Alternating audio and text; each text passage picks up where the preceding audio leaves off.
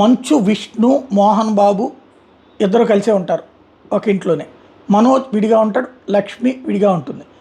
అయితే మంచు వారికి సంబంధించినటువంటి తిరుపతిలోని విద్యాసంస్థ, ఆ విద్యాసంస్థకి సంబంధించి పెద్ద ఎత్తున మొన్ననే తల్లిదండ్రులు ఆగ్రహవేశాలు వ్యక్తం చేయడం, ఏఐసిటిఈ కంప్లైంట్ ఇవ్వటం, అక్కడ జరుగుతున్నటువంటి వ్యవహారాల మీదన ఏమాత్రం ప్రమాణాలు లేవు, అలాగే ఫీజుల్ని వేధిస్తున్నారు అంటూ చేసుకొచ్చిన దాని మీదన ఆ కుటుంబపు వివాదం ఇప్పుడు వీధిని పడింది అనుకుంటా.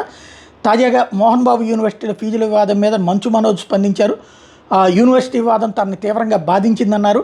విద్యార్థులు వారి తల్లిదండ్రుల వైపే తాను ఉంటానని ప్రకటించారు. యూనివర్సిటీ ఎగ్జిక్యూటివ్ డైరెక్టర్ వినయ్ని వివరాలు అడిగానని చెప్పి మనోజ్ ప్రకటించారు.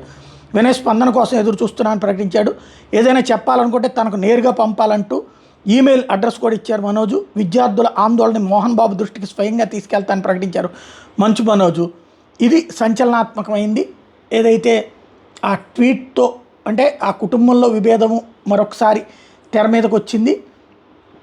ఏదైతే ఐ విద్యానికేతన్ ఇది హ్యాష్ ట్యాగ్ ఐ విద్యానికేతన్, అట్లాగే హ్యాష్ ట్యాగ్ ఎంబీ యూనివర్సిటీ @ఐ Vidyanikethan hashtag MB university from ఈ డీప్లీ సాడెన్స్ మై మీ అంటూ ఆయన డీటెయిల్డ్గా రాసుకొచ్చినటువంటి దాని నేపథ్యంలో తనే తన జీమెయిల్ ఐడి ఇచ్చి మరి దానికి లెటర్లు రాయమంటాం. అంటే మంచు మనోజ్కి మంచు విష్ణుకి మధ్యన విభేదాలు, అలాగే మోహన్ బాబు విష్ణు వైపు ఉండటం వల్ల తలెత్తిన విభేదాలకి పరాకాష్ఠ ఇది అనుకోవచ్చా, చూడాలి.